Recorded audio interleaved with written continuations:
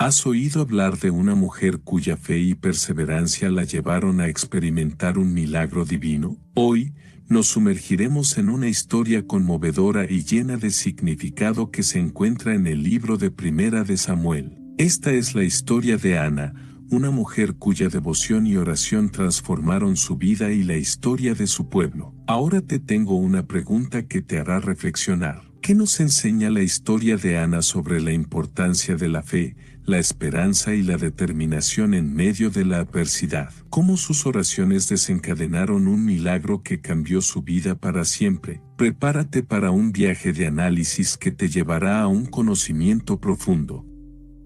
Así que, ¿estás listo para adentrarte en la historia de Ana, la madre de Samuel, y descubrir la lección que aguarda al final?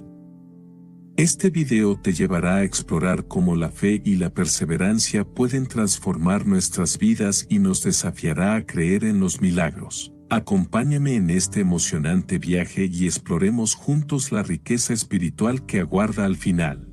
El versículo 1 dice: Hubo un varón de Ramataim Sofim, del monte de Efraín, que se llamaba Elcana, hijo de Jeroam, hijo de Eliú, hijo de Tou, hijo de Suf, efrateo. Iniciaremos analizando donde hace referencia de hubo un varón de Ramataim Sofim, del monte de Efraín. La introducción hubo un varón de Ramataim Sofim, del monte de Efraín en el primer libro de Samuel sitúa geográfica y culturalmente al personaje de Elcana, proporcionando un contexto importante para la historia que sigue. La ubicación específica y la mención de la región montañosa de Efraín tienen varias implicaciones. Primero, la localización de Elcana en Ramataim Sofim, una ciudad en la región montañosa de Efraín, sitúa la narrativa en un contexto geográfico y cultural específico dentro de Israel.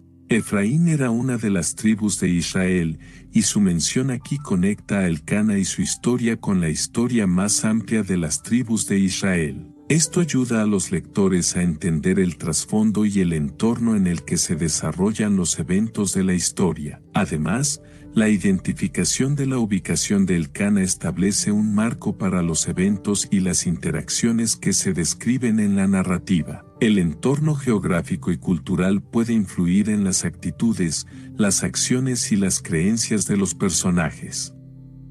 Al conocer de dónde es Elcana, los lectores pueden tener una mejor comprensión de su identidad, su herencia y su lugar en la sociedad de su tiempo. La mención de Ramataim Sofim, del monte de Efraín, también sirve para anclar la historia en un lugar real y tangible, lo que añade autenticidad y credibilidad a la narrativa. En la Biblia, las referencias geográficas a menudo juegan un papel importante en ubicar la acción y dar contexto a las historias. La introducción de Elcana como un varón de Ramataim Sofim, del monte de Efraín, no solo identifica su origen geográfico, sino que también proporciona un contexto cultural y histórico esencial para la narrativa. Esta ubicación geográfica ayuda a contextualizar la historia de Elcana y su familia en el marco más amplio de la historia de Israel y sus tradiciones.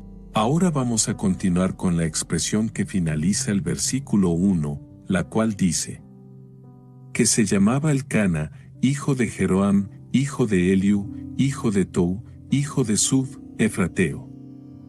La detallada genealogía de Elcana, descrita como hijo de Jeroam, hijo de Eliú, hijo de Tou, hijo de Suf, efrateo, cumple un papel importante en la narrativa bíblica al establecer su linaje y herencia tribal.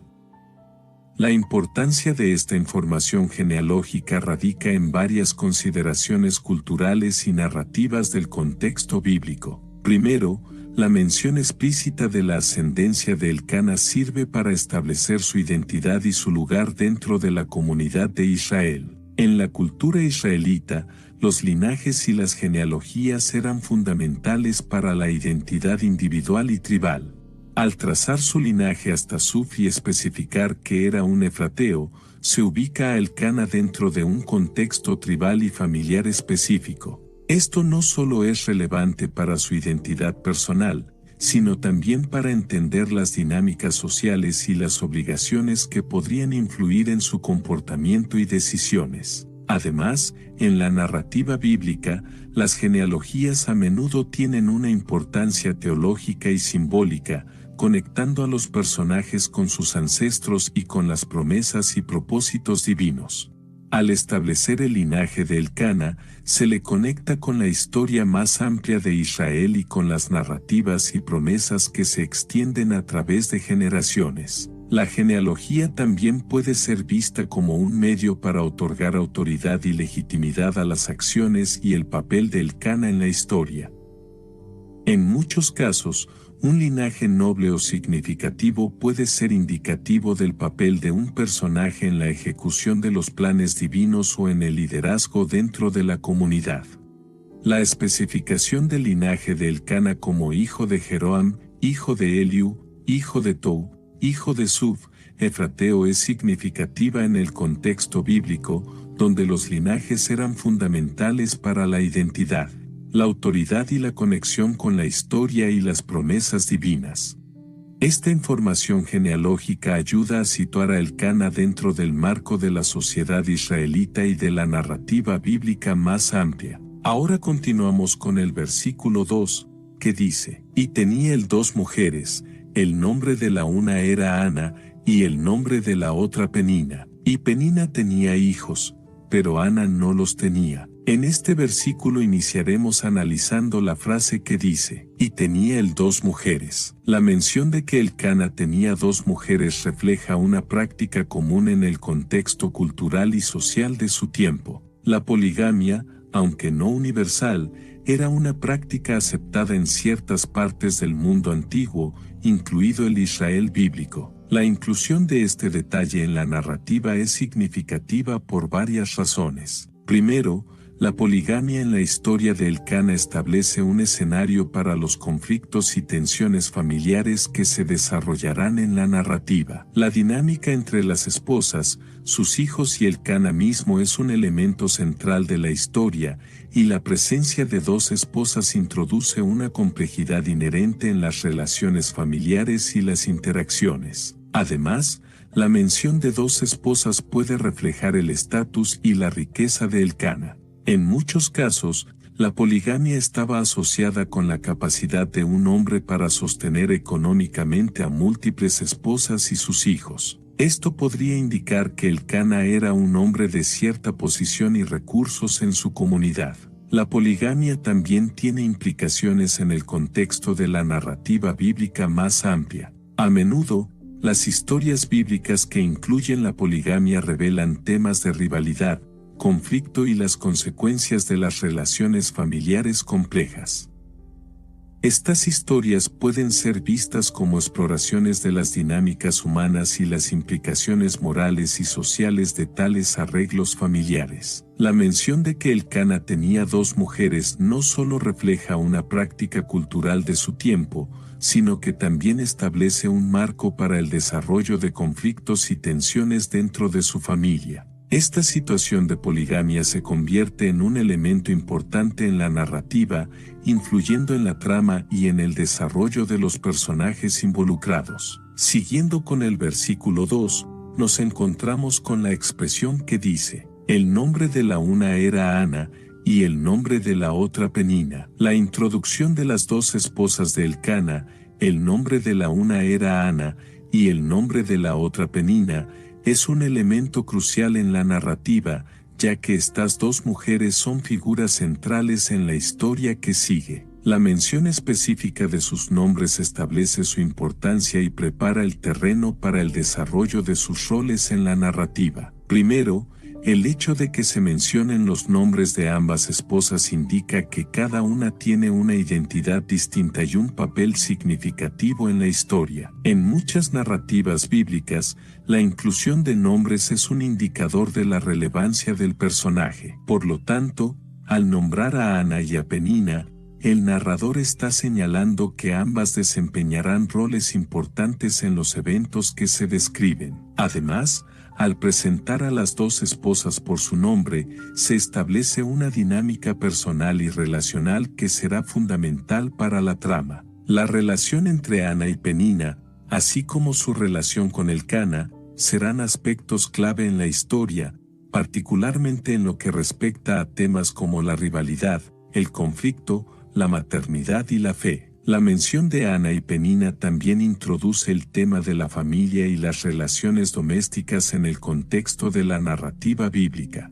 Sus experiencias, desafíos y acciones proporcionan una ventana hacia la vida familiar en el Israel antiguo y ofrecen perspectivas sobre cuestiones de fe, bendición y angustia personal. Al nombrar a las esposas de Elcana como Ana y Penina, el narrador establece la importancia de estas dos mujeres en la historia. Sus nombres marcan el inicio de una narrativa en la que sus historias personales, sus luchas y sus interacciones desempeñarán roles centrales, aportando profundidad y complejidad a la narrativa general. Ahora vamos a continuar con la expresión que finaliza el versículo 2, la cual dice: y Penina tenía hijos, pero Ana no los tenía. El contraste establecido en y Penina tenía hijos, pero Ana no los tenía es un aspecto fundamental en la dinámica entre Ana y Penina y constituye un tema crítico en la narrativa del libro. Este versículo pone de manifiesto una diferencia significativa en las circunstancias de las dos esposas de Elcana,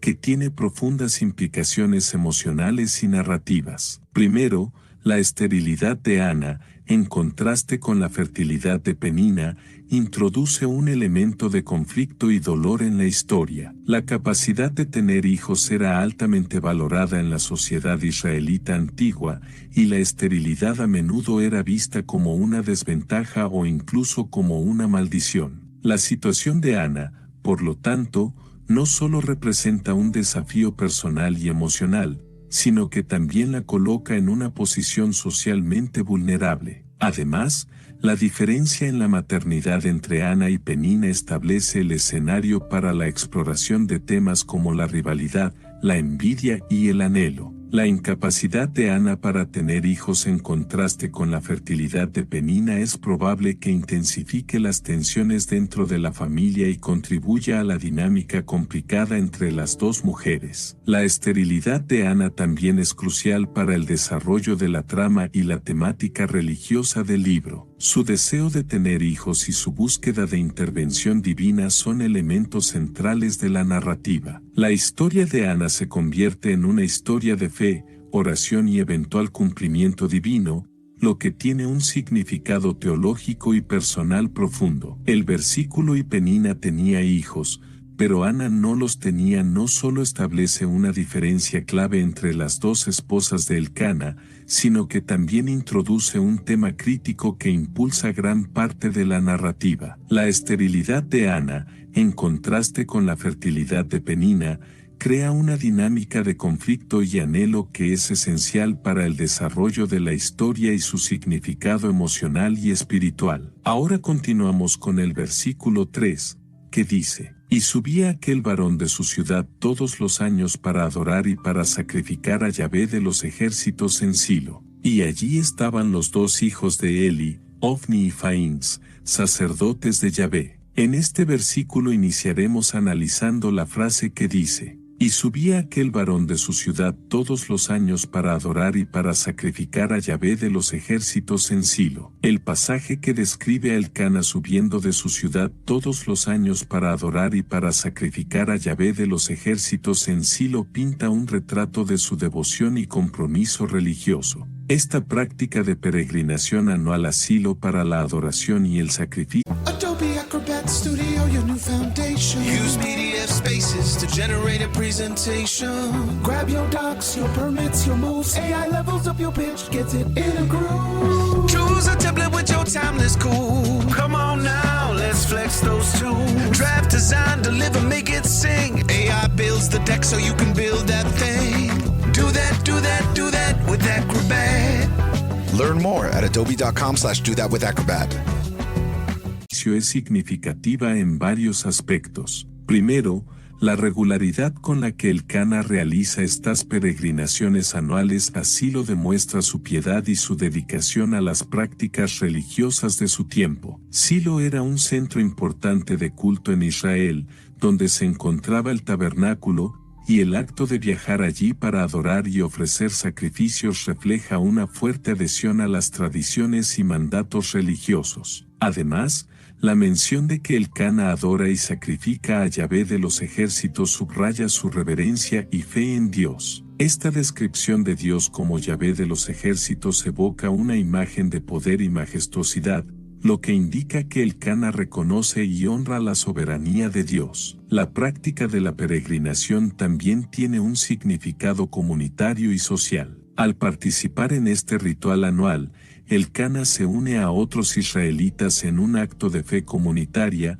lo que refuerza su identidad como parte del pueblo de Israel y su conexión con la comunidad de creyentes. Por último, la devoción del Cana establece un telón de fondo espiritual para la historia que sigue. Su fe y prácticas religiosas no solo son parte de su carácter personal, sino que también influyen en el entorno familiar y en la historia de su familia, particularmente en lo que respecta a las experiencias y oraciones de Ana. La descripción de Elcana subiendo a Silo para adorar y sacrificar anualmente refleja su piedad y su compromiso con las prácticas religiosas establecidas. Este comportamiento es indicativo de su carácter devoto y establece un contexto religioso y espiritual importante para los eventos y temas que se desarrollan en la narrativa. Ahora vamos a continuar con la expresión que finaliza el versículo 3, la cual dice: y allí estaban los dos hijos de Eli,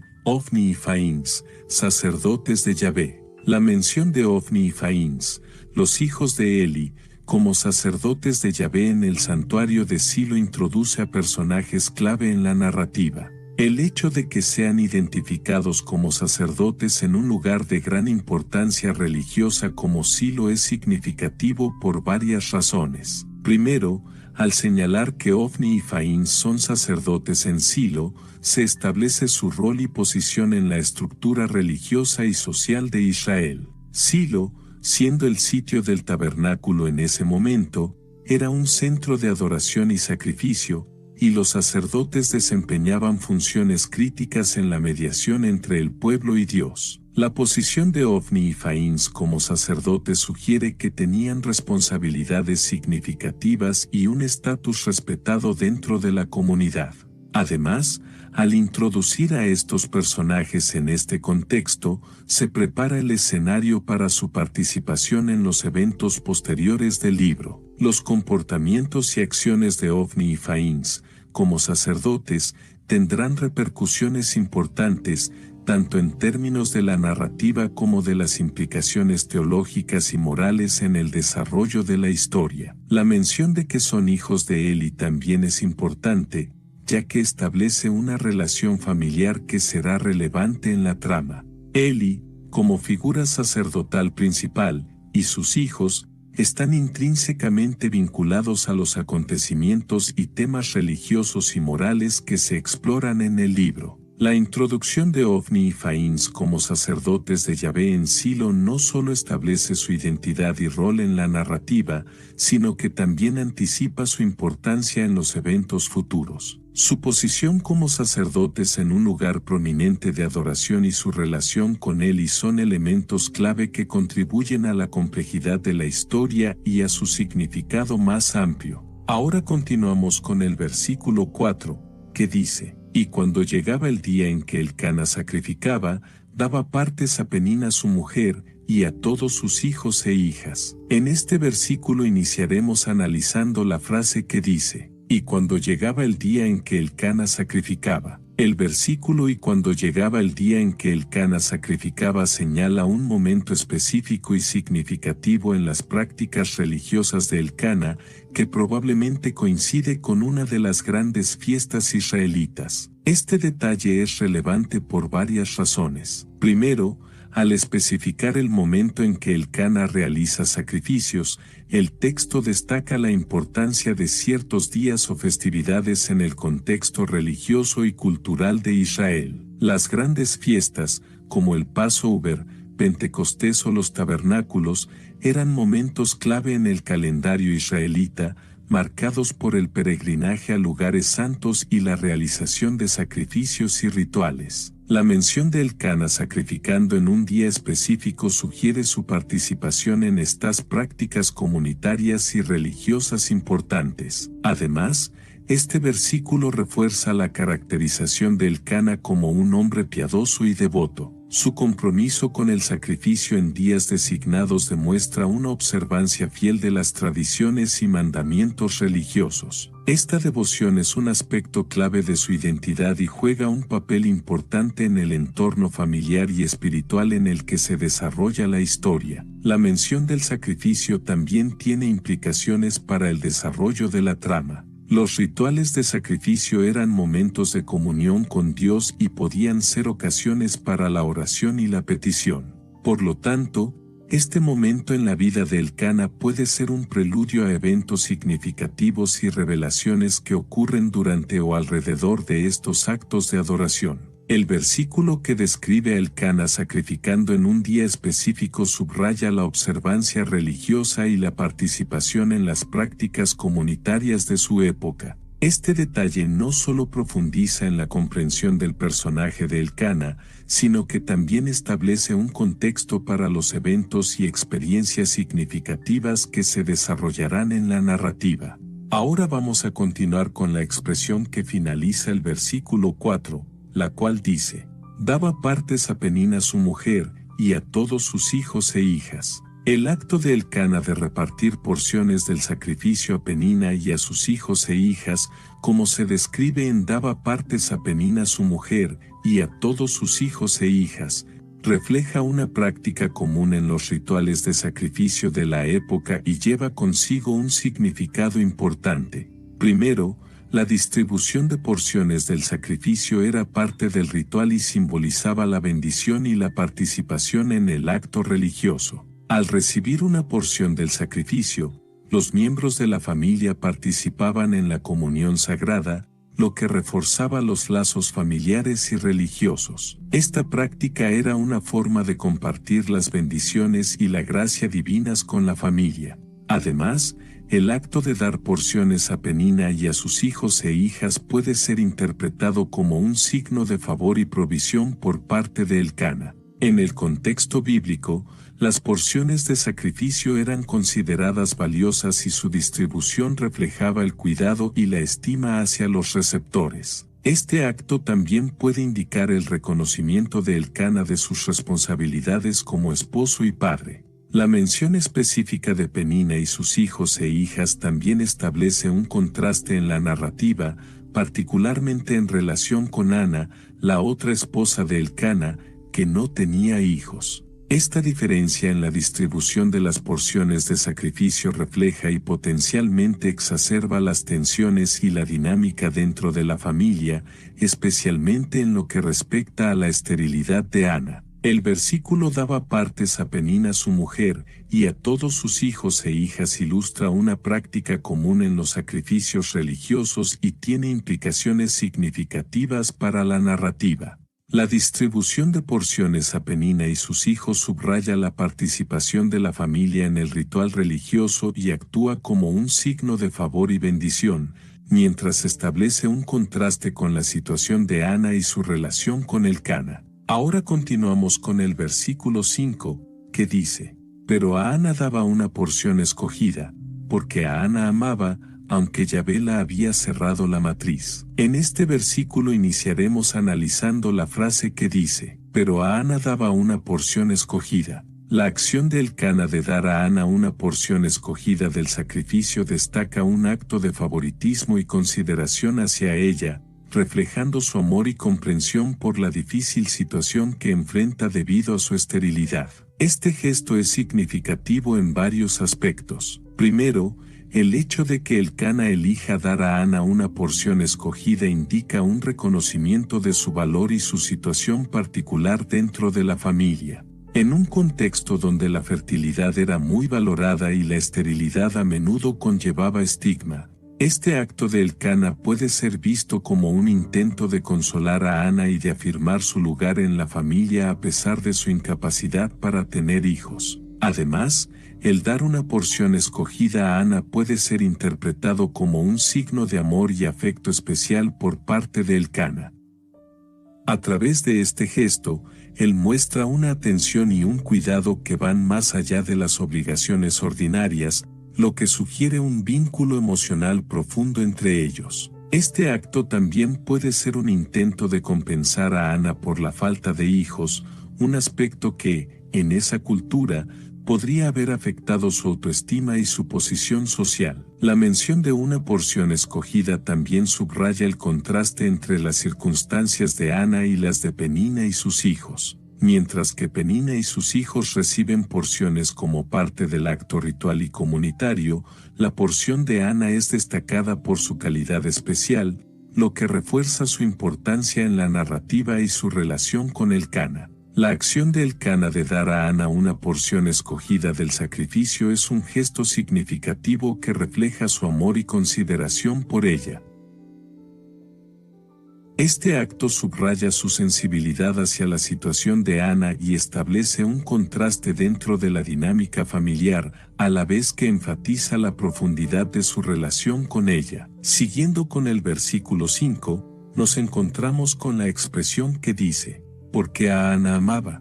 El fragmento porque a Ana amaba destaca el amor de Elcana por Ana, revelando una dimensión emocionalmente profunda de su relación. Este breve pero significativo detalle es importante por varias razones. Primero, la afirmación de que Elcana ama a Ana, a pesar de su esterilidad, es notable en un contexto cultural donde la fertilidad era a menudo un factor crucial en el valor percibido de una esposa. Este amor sugiere que la relación entre Elcana y Ana trasciende las expectativas y normas sociales de su época, basándose en un vínculo emocional y personal más profundo. Además, este amor de Elcana por Ana proporciona un contraste con la situación de rivalidad y conflicto que existe entre Ana y Penina. Este detalle revela la calidad y la profundidad de su relación y establece un contraste con la dinámica más amplia de la familia. Este detalle revela la calidad y la profundidad de su relación y establece un contraste con la dinámica más amplia de la familia.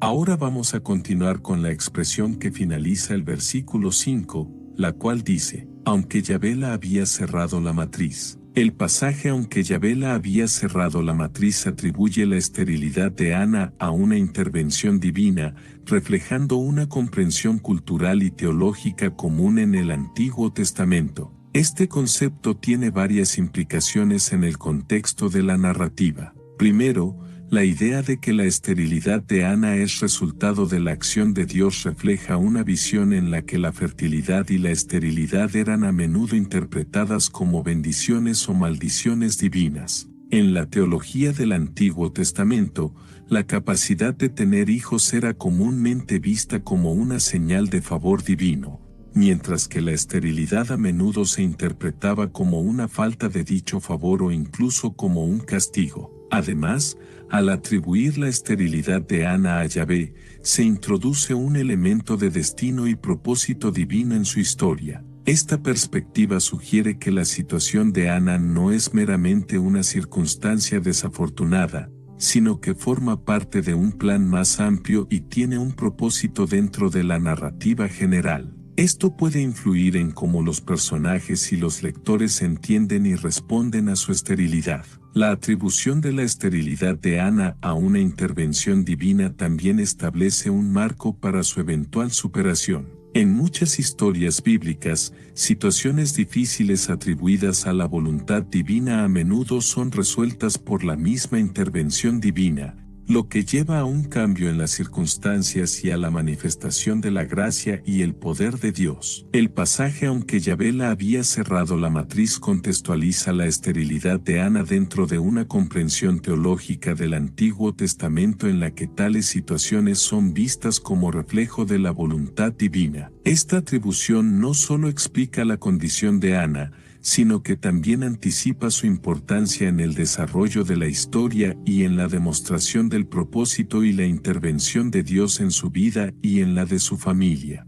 Ahora continuamos con el versículo 6, que dice: Y su rival la irritaba en gran manera para hacerla enojar, porque Yahvé había cerrado su matriz.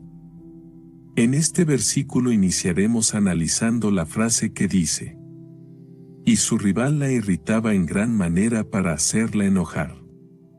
La descripción de Penina como la rival de Ana que la irritaba en gran manera para hacerla enojar refleja una dinámica de conflicto y tensión en la familia. Este comportamiento de Penina puede ser motivado por una variedad de factores emocionales y sociales. Primero, el hecho de que Penina provoque e irrite a Ana puede estar relacionado con la esterilidad de esta última. En un contexto donde la fertilidad era muy valorada, Penina, que tenía hijos, podría sentirse más segura o superior en su posición dentro de la familia. Al irritar a Ana, Penina podría estar intentando afirmar su propia posición o destacar la falta de hijos de Ana, lo cual puede ser un reflejo de celos, inseguridades o una necesidad de validación dentro del entorno familiar. Además, esta dinámica de rivalidad puede ser vista como una manifestación de las tensiones inherentes a la poligamia. La competencia entre esposas, especialmente en contextos donde la procreación es un aspecto clave del matrimonio, puede llevar a conflictos y rivalidades como los que se observan entre Ana y Penina. Esta tensión no solo afecta a las dos mujeres involucradas, sino que también tiene implicaciones más amplias para la armonía y el bienestar de toda la familia. La conducta de Penina también es significativa desde el punto de vista narrativo, ya que su trato hacia Ana establece un contexto de sufrimiento y desafío para esta última. Esta tensión y angustia son cruciales para el desarrollo de la historia de Ana, particularmente en lo que respecta a su fe, su oración y su búsqueda eventual de una solución a su esterilidad. La descripción de Penina irritando y provocando a Ana refleja las complejidades y los desafíos de su relación como coesposas. Este comportamiento puede estar motivado por una variedad de emociones y circunstancias, incluyendo celos y la competencia por la posición dentro de la familia. Esta dinámica es un aspecto importante de la narrativa, ya que establece el trasfondo de los desafíos y la angustia que enfrenta Ana. Ahora vamos a continuar con la expresión que finaliza el versículo 6, la cual dice: porque Yahvé había cerrado su matriz. La repetición de la frase porque Yahvé había cerrado su matriz en relación con Ana refuerza la idea de que su esterilidad es vista como una desventaja significativa y un punto de vulnerabilidad en el contexto cultural de la época. Esta mención es importante por varios motivos. Primero, al repetir la razón de la esterilidad de Ana, el narrador pone énfasis en la percepción de la esterilidad como un aspecto crucial de su situación y sufrimiento. En la sociedad del Antiguo Testamento, ser incapaz de tener hijos a menudo se veía como una gran desventaja para una mujer, especialmente en un contexto donde la procreación era altamente valorada y vista como una bendición divina. Además, la atribución de la esterilidad de Ana a la acción divina, porque Yahvé había cerrado su matriz, sugiere una comprensión de que tales circunstancias estaban bajo el control y la voluntad de Dios. Esto no solo refleja la cosmovisión de la época, sino que también establece un marco teológico para la historia de Ana. Su esterilidad no es presentada simplemente como un hecho biológico, sino como parte de un plan divino más amplio, lo que sugiere que su resolución también podría estar en manos de Dios. La mención de la esterilidad de Ana como un punto de provocación por parte de Penina destaca cómo las circunstancias personales pueden convertirse en fuentes de conflicto y tensión en las relaciones. La vulnerabilidad de Ana debido a su incapacidad para tener hijos es explotada por Penina, lo que aumenta la angustia de Ana y profundiza el drama humano en la narrativa. La repetición de porque Yahvé había cerrado su matriz enfatiza la importancia de la esterilidad de Ana en la narrativa. Esta condición es presentada como un punto clave de su vulnerabilidad y sufrimiento, y como un aspecto significativo de la dinámica familiar y del desarrollo de la historia, enmarcado dentro de una comprensión cultural y teológica específica. Ahora continuamos con el versículo 7, que dice: Así hacía cada año, cada vez que subía a la casa de Yahvé, así la irritaba a ella. Por eso lloraba Ana, y no comía. En este versículo iniciaremos analizando la frase que dice: Así hacía cada año. La frase así hacía cada año indica que la provocación de Penina hacia Ana era un patrón recurrente y regular, que se repetía anualmente durante las peregrinaciones religiosas. Esta consistencia en el comportamiento de Penina tiene varias implicaciones importantes en la narrativa. Primero, el hecho de que esta provocación ocurriera cada año sugiere que la tensión y el conflicto entre Ana y Penina eran problemas persistentes y a largo plazo dentro de la familia. No se trataba de incidentes aislados, sino de un patrón establecido de comportamiento que probablemente exacerbaba el sufrimiento de Ana y afectaba la dinámica familiar general. Además, la regularidad de estas provocaciones durante un evento religioso significativo añade una dimensión de amargura y angustia a las experiencias de Ana. Las peregrinaciones eran momentos de adoración y comunión sagrada, por lo que la persistencia del conflicto durante estas ocasiones subraya la profundidad de la aflicción de Ana y la insensibilidad de Penina. La repetición anual de la provocación también puede intensificar la empatía del lector o del oyente hacia Ana. Al ser un evento recurrente, los lectores son testigos del ciclo continuo de sufrimiento que Ana experimenta, lo que puede aumentar la comprensión de su angustia y su desesperación. El hecho de que Penina provocara a Ana cada año resalta la naturaleza persistente y regular del conflicto entre ellas. Esta situación recurrente no solo enfatiza la gravedad del sufrimiento de Ana, sino que también ilustra la complejidad y los desafíos de la vida familiar en el contexto de la narrativa. La repetición de este conflicto durante un tiempo sagrado y de peregrinación agrega una capa adicional de tristeza y dificultad a la historia de Ana. Ahora vamos a continuar con la expresión que finaliza el versículo 7, la cual dice: Por eso lloraba Ana, y no comía. La descripción de Ana llorando y negándose a comer, como se indica en Por eso lloraba Ana, y no comía, refleja su profunda tristeza y angustia emocional. Esta reacción es significativa y reveladora de su estado mental y emocional. Primero, el llanto de Ana es una expresión directa de su dolor y sufrimiento.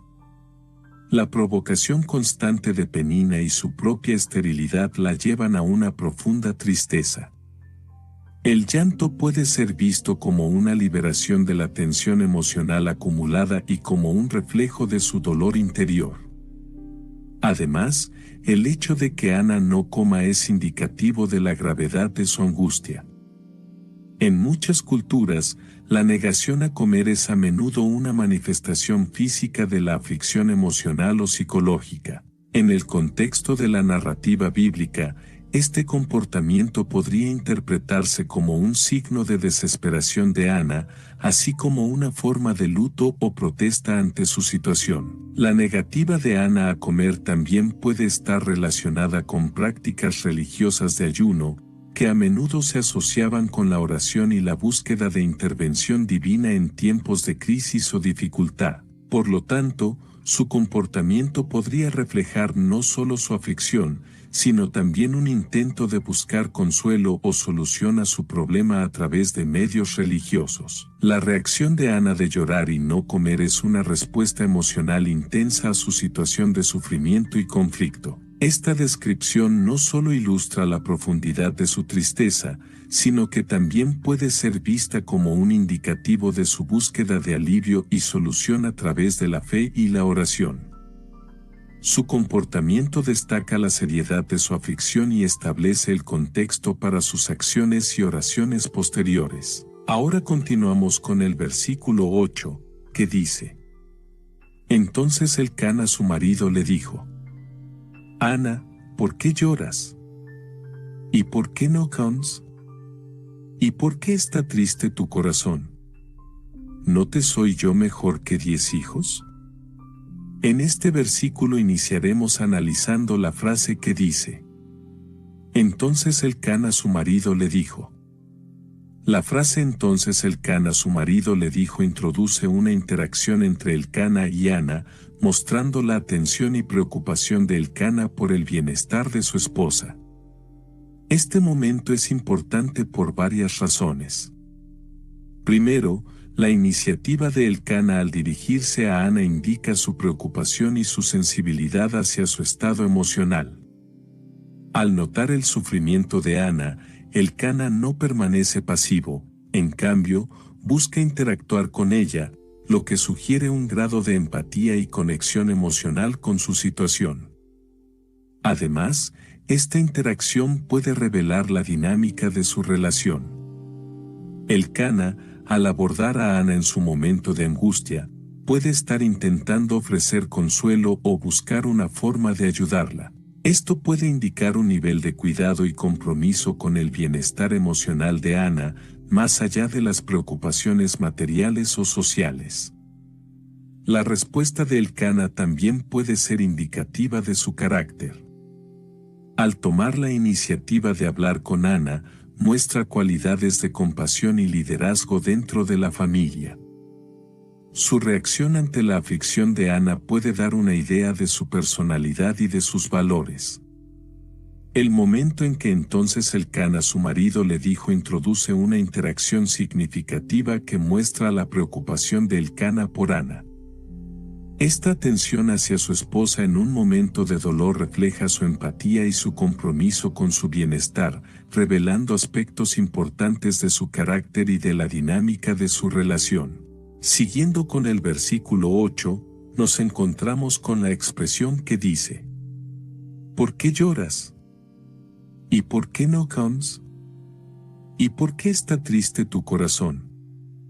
Las preguntas de Elcana a Ana: ¿por qué lloras? ¿Y por qué no comes? ¿Y por qué está triste tu corazón?, demuestran su esfuerzo por comprender y aliviar el sufrimiento de su esposa.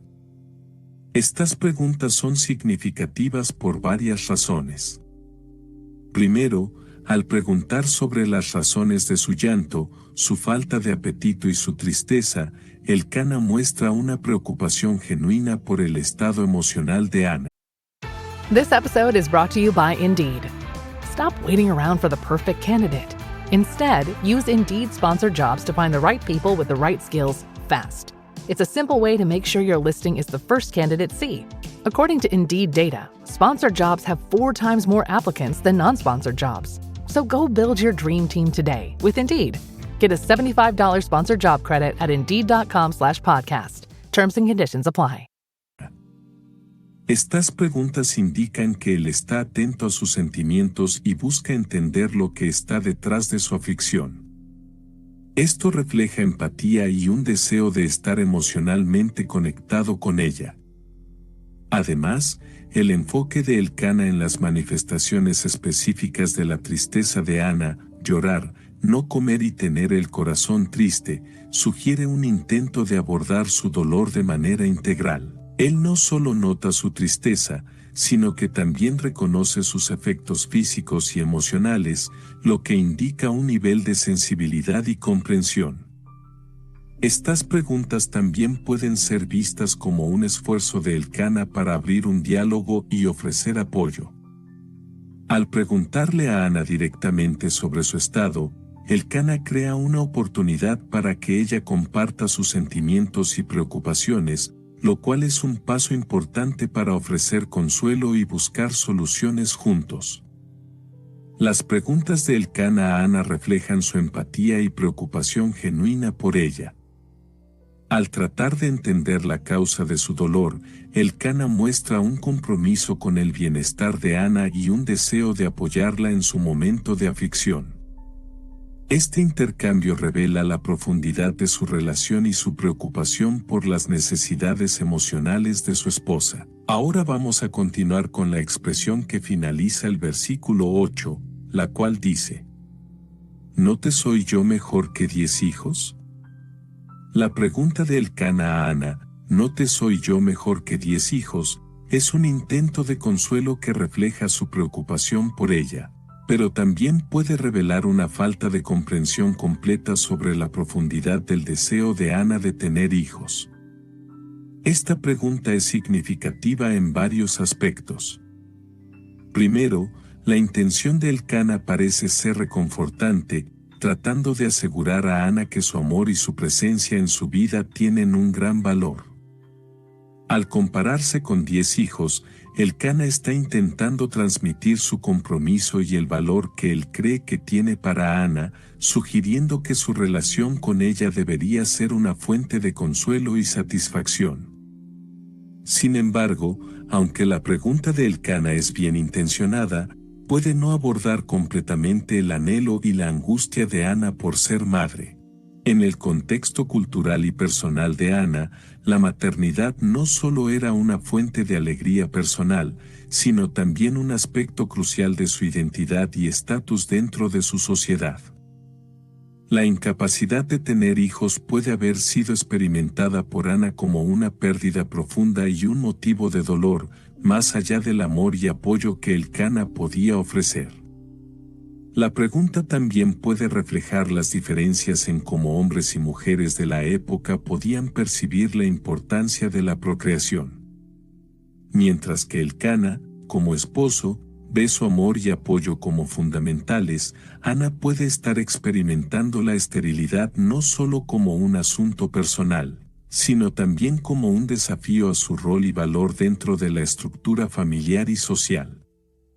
La pregunta de Elcana, ¿no te soy yo mejor que 10 hijos?, intenta proporcionar consuelo a Ana, pero también destaca las complejidades en la comprensión y el manejo de la angustia de Ana por su esterilidad. Mientras que Elcana ofrece amor y apoyo, Ana enfrenta un deseo y una necesidad que están profundamente arraigados en su contexto cultural y personal, y que pueden no ser completamente mitigados por el consuelo emocional solo. Ahora continuamos con el versículo 9, que dice: Se levantó, pues, Ana después de haber comido y bebido en Silo, y el sacerdote Eli estaba sentado en una silla junto a un pilar del templo de Yahvé. En este versículo iniciaremos analizando la frase que dice: Se levantó, pues, Ana después de haber comido y bebido en Silo. El versículo se levantó, pues, Ana después de haber comido y bebido en Silo marca un momento decisivo para Ana, simbolizando un cambio de actitud y la iniciación de un propósito. Este acto de levantarse es significativo en varios aspectos. Primero, el hecho de que Ana se levante después de haber comido y bebido puede indicar un cambio en su estado emocional o una decisión de tomar acción. Después de un periodo de tristeza y aflicción, como se evidencia en su llanto y su negativa a comer, este gesto puede representar una resolución o un cambio de perspectiva por parte de Ana. Además, el acto de levantarse en el contexto bíblico a menudo simboliza la preparación para la acción o el comienzo de una nueva iniciativa.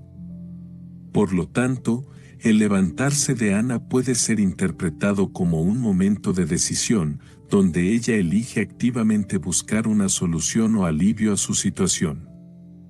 Esto podría incluir la búsqueda de intervención divina o la realización de un acto significativo relacionado con su deseo de maternidad. La mención específica de Silo también es importante, ya que Silo era un centro religioso significativo. El levantarse de Ana en este lugar sagrado puede indicar su intención de acercarse a Dios en oración o súplica, buscando consuelo o intervención en su situación de esterilidad. El momento en que se levantó, pues, Ana después de haber comido y bebido en Silo marca un punto de inflexión en la historia de Ana.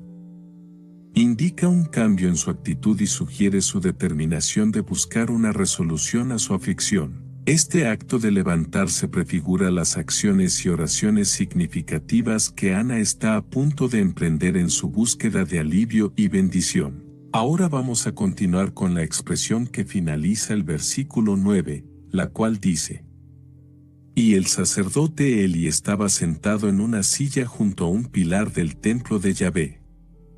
La descripción de Eli, el sacerdote, sentado en una silla junto a un pilar del templo de Yahvé, introduce un personaje significativo en la narrativa. La ubicación y postura de Eli en esta escena tienen varias implicaciones importantes. Primero, el hecho de que Eli esté sentado en una silla junto a un pilar del templo indica su autoridad y posición como líder religioso. En el contexto bíblico, estar sentado puede simbolizar una posición de poder o autoridad, y el hecho de que esté en el templo, un lugar central de adoración y actividad religiosa, refuerza su estatus como una figura importante en la comunidad. Además, la mención específica de su ubicación en el templo de Yahvé sugiere su papel como mediador entre Dios y el pueblo. Como sacerdote, Eli desempeñaría funciones clave en la conducción de los rituales y sacrificios, y su presencia en el templo sugiere que está cumpliendo sus deberes religiosos. La introducción de Eli en este momento también establece el escenario para su interacción con Ana, que será crucial en el desarrollo de la narrativa. La posición de Eli en el templo, junto con la decisión de Ana de buscar la intervención divina para su situación, sugiere que Eli jugará un papel importante en la respuesta a las oraciones y el sufrimiento de Ana. La descripción de Eli sentado en una silla junto a un pilar del templo de Yahvé introduce a un personaje clave y establece su autoridad y rol como líder religioso. Su presencia en el templo, en el momento en que Ana busca consuelo y solución a su esterilidad, es significativa y prefigura su participación en los eventos que siguen en la historia. Ahora continuamos con el versículo 10, que dice: Y ella con amargura de alma, oró a Yahvé y lloró abundantemente. En este versículo iniciaremos analizando la frase que dice: Y ella con amargura de alma. La descripción de Ana como con amargura de alma destaca la intensidad y profundidad de su sufrimiento emocional y espiritual. Esta expresión es significativa por varias razones. Primero, la frase amargura de alma sugiere un nivel de dolor y angustia que va más allá de la tristeza superficial o pasajera. Implica una lucha interior profunda, marcada por la desesperación y la frustración. En el contexto de Ana, esto probablemente se refiere a su lucha continua con la esterilidad y las consecuencias emocionales y sociales que ésta conlleva. Además, la amargura de alma de Ana puede ser vista como una manifestación de su conflicto no solo con su situación personal, sino también con su lugar en la sociedad y posiblemente con su comprensión de su relación con Dios. La esterilidad en su cultura no era solo un asunto personal, sino que también tenía implicaciones sociales y espirituales, y el dolor de Ana refleja la complejidad de estas dimensiones de su experiencia. El uso de la frase amargura de alma también prepara el terreno para la intensidad de la oración y la súplica de Ana. Su profundo sufrimiento se convierte en el catalizador para su ferviente búsqueda de intervención divina, lo que es un tema central en la narrativa. La descripción de Ana como estando con amargura de alma enfatiza la seriedad de su sufrimiento emocional y espiritual.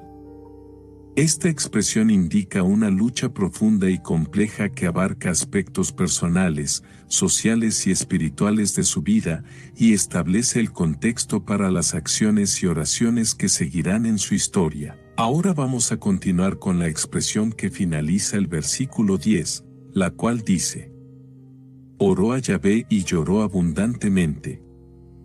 La descripción de Ana orando a Yahvé y llorando abundantemente es una respuesta intensa y emotiva a su dolor y sufrimiento. Esta acción tiene una importancia significativa en varios aspectos. Primero, la oración de Ana a Yahvé es una expresión de su fe y su dependencia de la intervención divina. Al volverse a Dios en oración, Ana busca consuelo y solución en una fuente más allá de lo humano. Su oración es una indicación de su creencia en el poder y la compasión de Dios, y representa un acto de fe en medio de su desesperación. Además, el hecho de que Ana lloró abundantemente mientras oraba resalta la intensidad y la sinceridad de sus emociones. El llanto no es simplemente una expresión de tristeza, sino un desbordamiento de la profunda angustia que siente. Este llanto abundante sugiere que Ana está vertiendo todo su dolor y su anhelo en su oración, lo que refleja la profundidad de su sufrimiento y su deseo de cambio. La combinación de oración y llanto también ilustra una forma de comunicación personal y directa con Dios. Ana no se limita a rituales formales o a oraciones genéricas, en cambio, su oración es intensamente personal y refleja su situación específica y su estado emocional. Esto la convierte en un personaje relatable y profundamente humano en la narrativa. La descripción de Ana orando a Yahvé y llorando abundantemente es una representación poderosa de su respuesta al dolor y la esterilidad. Esta acción muestra su fe y confianza en Dios, así como la intensidad de sus emociones. La oración de Ana es una expresión sincera de sus deseos más profundos y un reflejo de su anhelo de alivio y bendición. Ahora continuamos con el versículo 11, que dice: E hizo voto, diciendo: Yahvé de los ejércitos, si te dignares mirar la aflicción de tu sierva, y te acordares de mí, y no te olvidares de tu sierva, sino que dieres a tu sierva descendencia varón, yo lo dedicaré a Yahvé todos los días de su vida, y no pasará navaja sobre su cabeza. En este versículo iniciaremos analizando la frase que dice: E hizo voto, diciendo. La acción de Ana de hacer un voto, como se describe en E hizo voto, diciendo, es un acto de compromiso solemne y profundo, reflejando la seriedad de su situación y su desesperación. La práctica de hacer votos en el contexto bíblico tiene varias implicaciones importantes. Primero, el voto de Ana es una indicación de su intensa determinación y su deseo de buscar una solución a su esterilidad. En la cultura y la religión del Antiguo Testamento, un voto era una promesa solemne hecha a Dios, a menudo en busca de favor, intervención o bendición. Al hacer este voto, Ana demuestra su disposición a comprometerse profundamente en su búsqueda de un hijo. Además, el voto refleja la profundidad de la fe de Ana y su confianza en Dios. Al prometer algo a Dios a cambio de su intervención, Ana muestra que cree en la capacidad de Dios para cambiar su situación. Este acto de fe es un elemento clave en su relación con Dios y en la narrativa de su historia. El hacer un voto también puede ser visto como un acto de desesperación. Ana, al sentirse impotente y angustiada por su situación, recurre a un compromiso solemne como un medio para expresar su anhelo más profundo y su esperanza de que Dios intervenga en su favor. Cuando Ana hizo voto, diciendo, ella está tomando una medida extrema para abordar su angustia y su deseo de tener un hijo.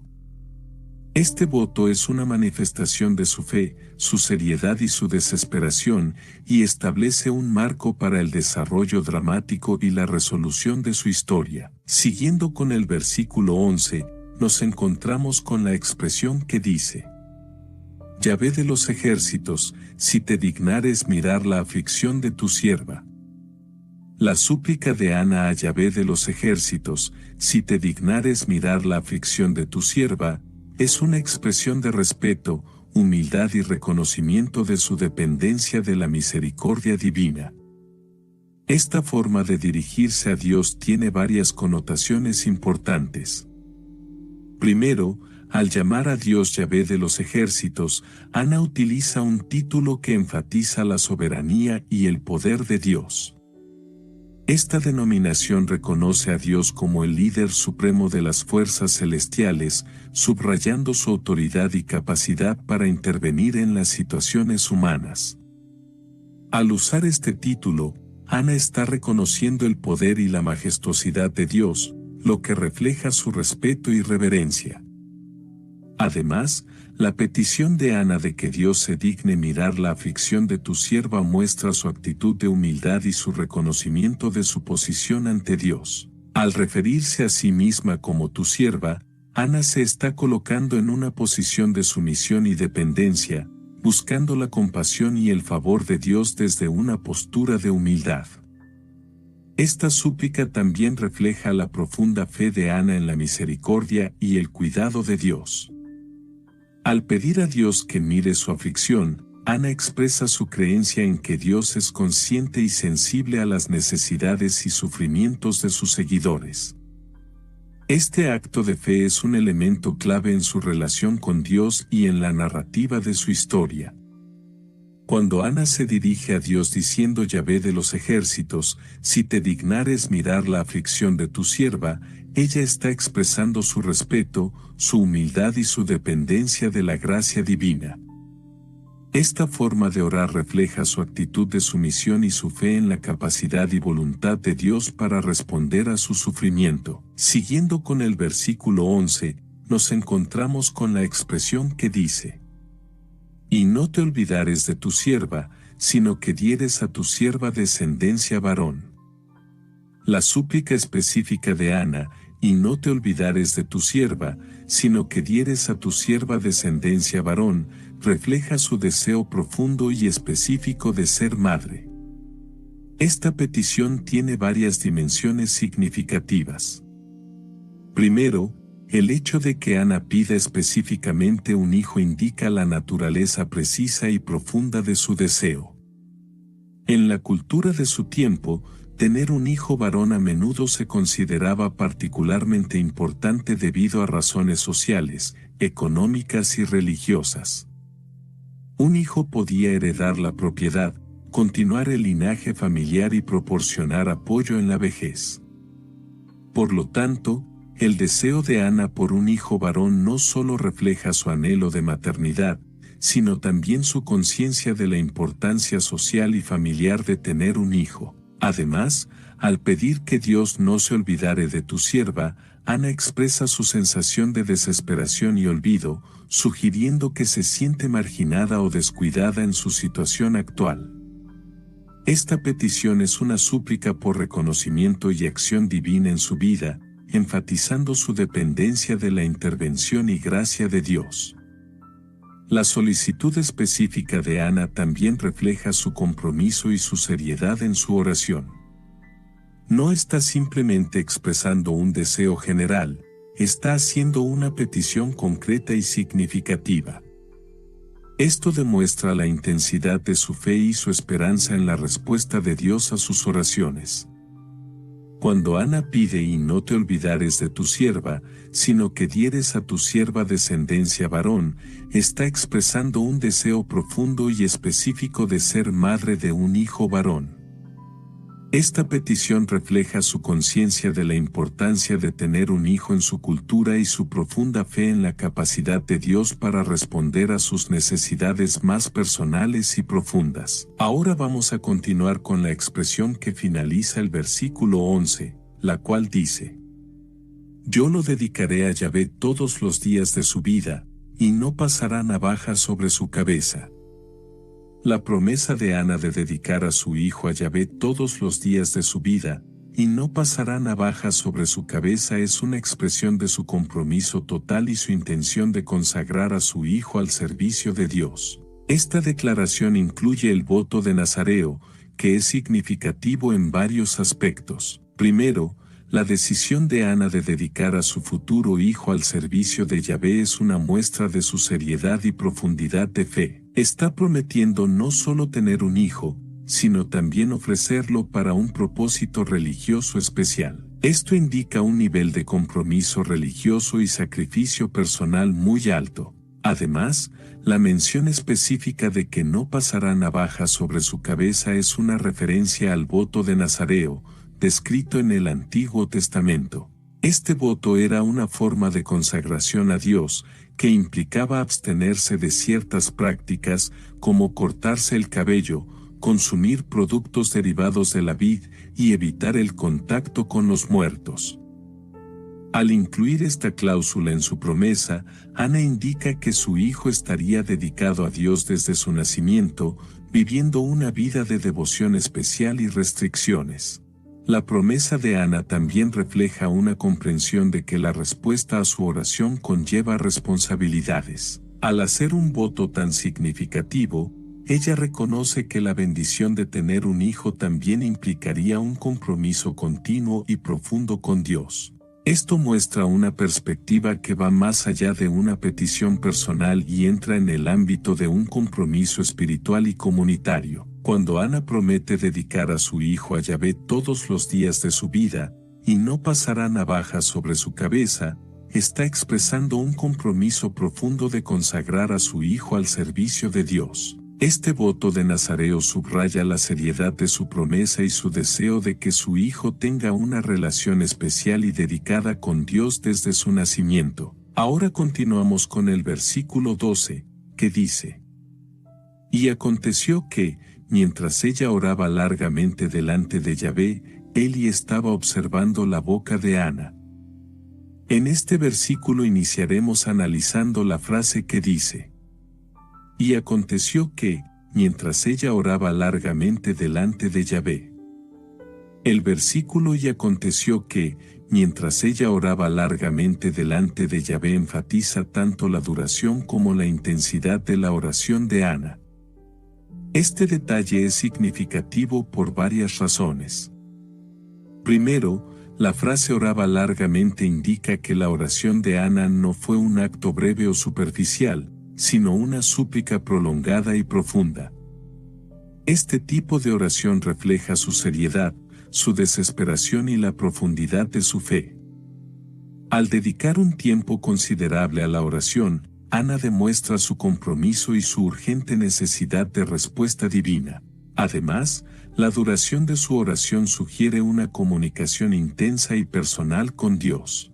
En la narrativa bíblica, la oración prolongada a menudo se asocia con un derramamiento sincero del corazón y un deseo genuino de conexión con Dios. La oración extensa de Ana puede ser vista como una expresión de su anhelo, su angustia y su esperanza en Dios. La mención de que esta oración se realizó delante de Yahvé también es importante, ya que subraya la naturaleza sagrada y seria de la comunicación de Ana con Dios. Al orar en un lugar sagrado, Ana está buscando un encuentro divino en un contexto de reverencia y devoción.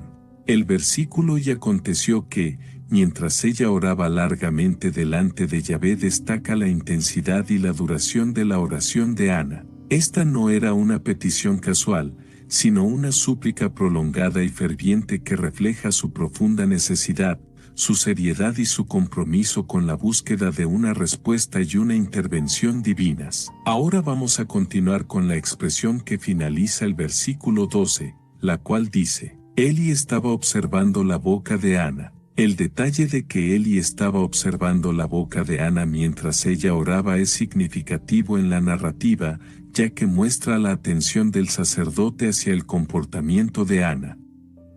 Esta observación tiene varias implicaciones importantes.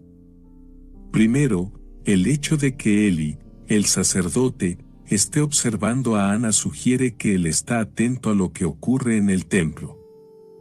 Esto refleja su rol como guardián y líder espiritual del lugar sagrado. Al observar a Ana, Eli está cumpliendo con su deber de supervisar las actividades y asegurar el orden en el templo. Además, la observación de Eli prepara el escenario para la interacción que sigue entre él y Ana. Al prestar atención a Ana, Eli se convierte en testigo de su oración intensa y sincera, aunque en un principio puede no comprender completamente la naturaleza de su comportamiento o su angustia. La mención de que Eli estaba observando la boca de Ana también puede indicar que la oración de Ana era silenciosa o apenas audible, lo que podría haber llamado la atención de Eli. En un contexto donde las oraciones a menudo se pronunciaban en voz alta, la manera en que Ana ora podría haber parecido inusual o digna de atención.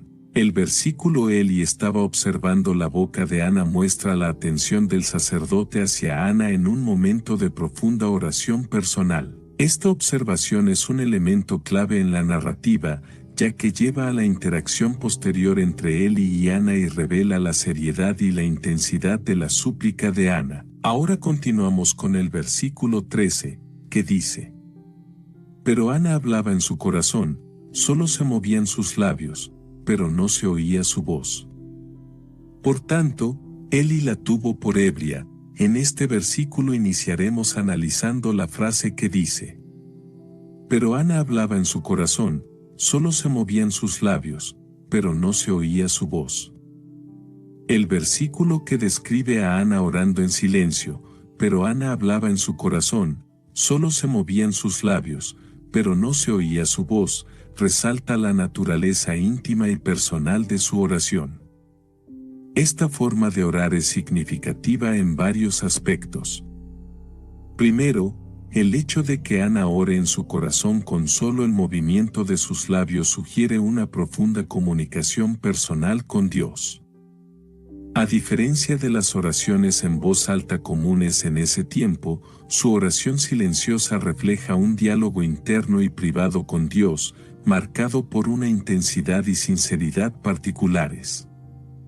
Además, la práctica de orar en silencio indica la naturaleza meditativa y reflexiva de la oración de Ana. Está completamente inmersa en su comunicación con Dios, enfocándose en sus pensamientos y sentimientos internos en lugar de en una expresión externa. Esto muestra un nivel de devoción y concentración que refleja la seriedad de su petición. La oración silenciosa de Ana también puede ser vista como un reflejo de su humildad y su deseo de mantener un momento íntimo y personal con Dios. Al elegir no hacer audible su oración, Ana está creando un espacio sagrado y privado para su diálogo con Dios, lejos de las influencias y distracciones externas. La descripción de Ana orando en silencio, con solo el movimiento de sus labios, resalta la intimidad y la profundidad de su comunicación con Dios. Esta práctica no común de orar en silencio revela el carácter personal y reflexivo de su oración, mostrando su concentración y su compromiso profundo en su búsqueda de intervención divina. Ahora vamos a continuar con la expresión que finaliza el versículo 13, la cual dice: Por tanto, Eli la tuvo por ebria. La interpretación de Eli sobre el comportamiento de Ana, pensando que estaba ebria debido a que solo observaba el movimiento de sus labios sin escuchar su voz, refleja un malentendido significativo. La reacción de Eli tiene varias implicaciones. Primero, la suposición de Eli de que Ana está ebria muestra cómo su oración silenciosa y su comportamiento inusual podrían ser fácilmente malinterpretados. En un contexto donde las oraciones generalmente se expresaban en voz alta, la forma de orar de Ana podría haber parecido extraña o inapropiada a alguien que no entendía su situación personal y su angustia. Además, la interpretación errónea de Eli indica una desconexión entre su percepción y la realidad de la devoción y el sufrimiento de Ana. Aunque Eli es un sacerdote y una figura de autoridad espiritual, inicialmente no reconoce la profundidad de la fe y la desesperación de Ana. Este malentendido resalta la posibilidad de que incluso aquellos en posiciones de liderazgo religioso puedan equivocarse en su juicio sobre la espiritualidad y las motivaciones de otros. La reacción de Eli también pone de manifiesto el desafío de interpretar correctamente las manifestaciones externas de la fe y la devoción religiosa. Sin conocer la situación interna y los sentimientos de Ana, Eli llega a una conclusión errónea basada en su observación superficial. que Eli la tuvo por ebria muestra un malentendido sobre la naturaleza de la devoción y la angustia de Ana. Este incidente ilustra cómo las apariencias pueden ser engañosas y cómo la comprensión profunda a menudo requiere más que una observación superficial, especialmente en contextos de expresión religiosa y emocional. Ahora continuamos con el versículo 14, que dice: Y le dijo Eli: ¿Hasta cuándo estarás ebria? Aparta de ti tu vino. En este versículo iniciaremos analizando la frase que dice: Y le dijo Eli: ¿Hasta cuándo estarás ebria? Aparta de ti tu vino. La reacción de Eli a la oración de Ana, expresada en su reprimenda ¿hasta cuándo estarás ebria? Aparta de ti tu vino, muestra su preocupación por mantener el orden y la reverencia en el templo, aunque esté basada en un malentendido sobre la situación de Ana. Este intercambio tiene varias dimensiones importantes. Primero, el hecho de que Eli, como sacerdote, reprenda a Ana por lo que él percibe como ebriedad, refleja su responsabilidad de mantener un ambiente de santidad y decoro en el templo. Desde su perspectiva, la aparente ebriedad de Ana es un comportamiento irrespetuoso e inapropiado en un lugar sagrado, y él se siente obligado a abordarlo. Además, la respuesta de Eli a Ana revela cómo los comportamientos que se desvían de lo que se considera normal pueden ser malinterpretados, especialmente en un contexto religioso. TaxAct knows every small business owner has different tax filing needs. With TaxAct, you can file yourself with the help of an expert, or TaxAct can do it all for you. You're the boss, the head honcho, the top banana. And TaxAct is like your loyal, trusty tax aide, ready to pounce on any tax needs you might have. TaxAct is dying to pounce on some small business tax needs. TaxAct. Let's get them over with. Starting a business can seem like a daunting task, unless you have a partner like Shopify. They have the tools you need to start and grow your business. From designing a website to marketing to selling and beyond, Shopify can help with everything you need. There's a reason millions of companies like Mattel, Heinz, and Allbirds continue to trust and use them. With Shopify on your side, turn your big business idea into... Sign up for your $1 per month trial at shopify.com/special offer. Que la intención de Eli es mantener el respeto y el orden en el templo, su evaluación de la situación está equivocada. Esto demuestra que incluso los líderes religiosos pueden malinterpretar las acciones y motivaciones de las personas. La reacción de Eli también pone de manifiesto la vulnerabilidad de Ana en este momento. A pesar de que está profundamente angustiada y buscando consuelo en la oración, se encuentra con una reprimenda basada en una comprensión errónea de su comportamiento. Este encuentro resalta la intensidad de la situación emocional y espiritual de Ana. Cuando Eli le dice a Ana ¿hasta cuándo estarás ebria? Aparta de ti tu vino, está actuando bajo su responsabilidad como sacerdote de mantener la dignidad del templo, pero su intervención está basada en un malentendido. Este momento ilustra la complejidad de las interacciones humanas en un contexto religioso y la facilidad con la que se pueden malinterpretar las expresiones profundas de dolor y devoción. Ahora continuamos con el versículo 15, que dice: Respondiendo Ana, dijo: No, Señor mío, yo soy una mujer atribulada de espíritu, no he bebido vino ni sidra, sino que he derramado mi alma delante de Yahvé. En este versículo iniciaremos analizando la frase que dice: Respondiendo Ana, dijo: No, Señor mío, yo soy una mujer atribulada de espíritu. La respuesta de Ana a Eli: No, Señor mío, yo soy una mujer atribulada de espíritu, es una aclaración respetuosa que busca corregir el malentendido sobre su comportamiento. Esta respuesta es significativa por varias razones.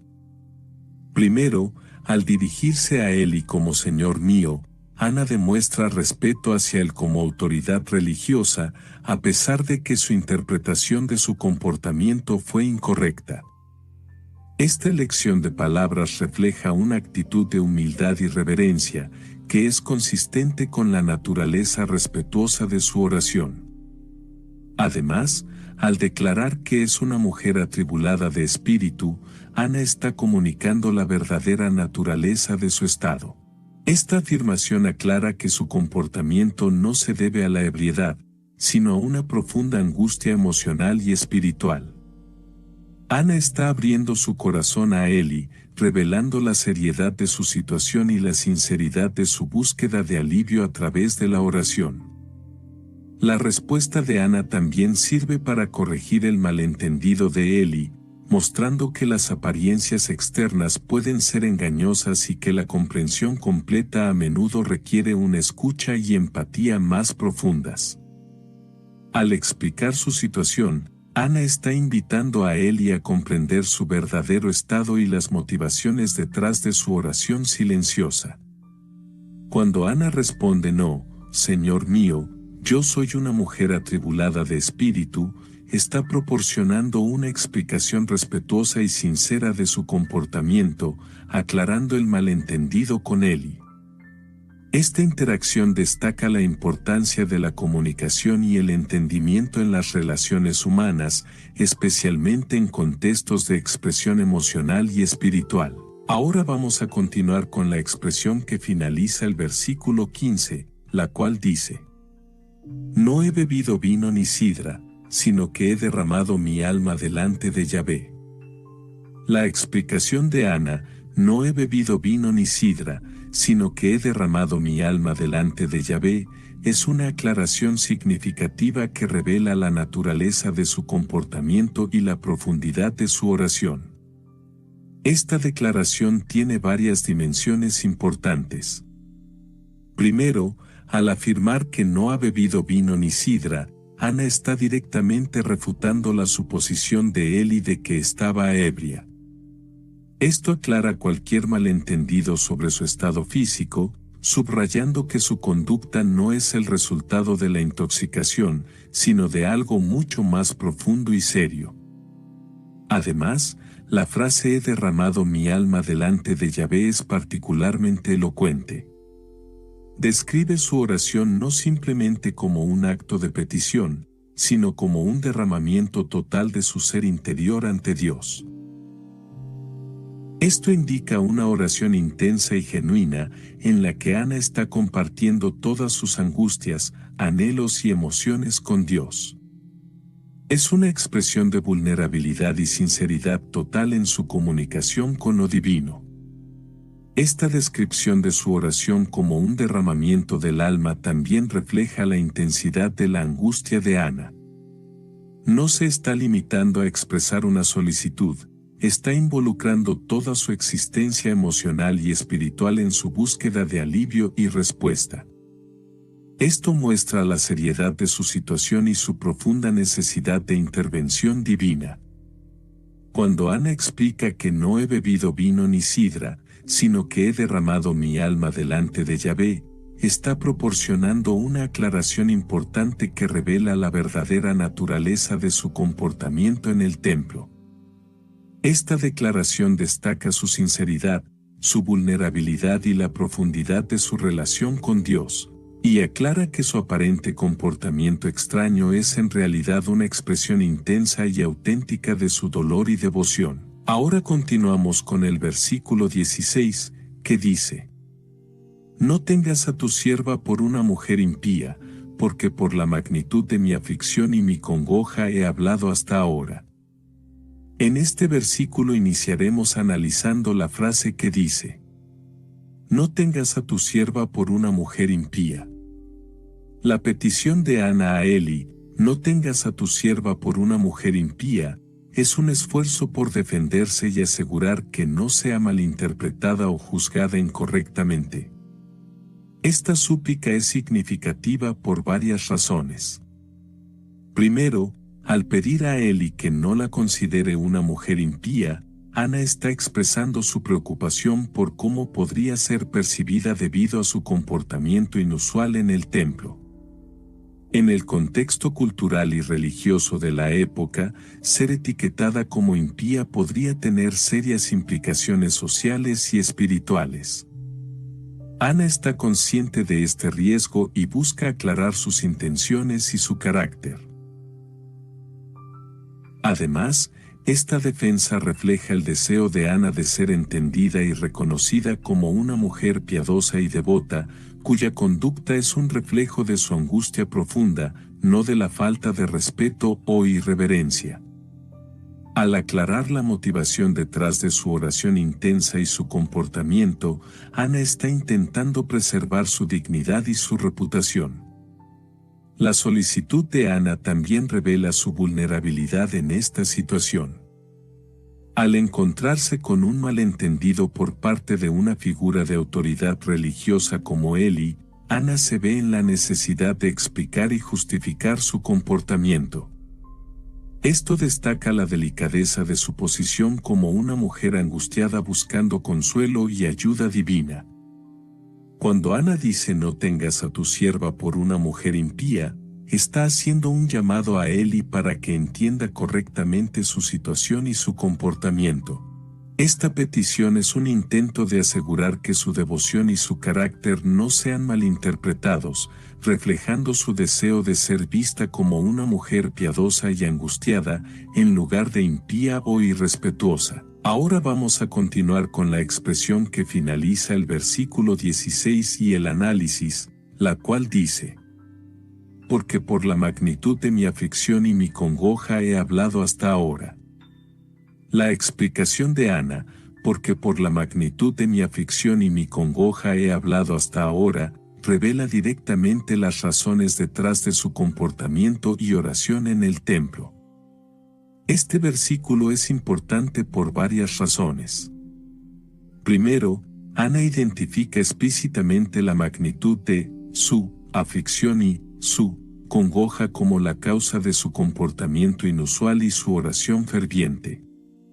Al hacerlo, está comunicando la seriedad y profundidad de su sufrimiento a Eli. Esto subraya que su oración no es un acto rutinario o superficial, sino una respuesta a una angustia profunda y abrumadora.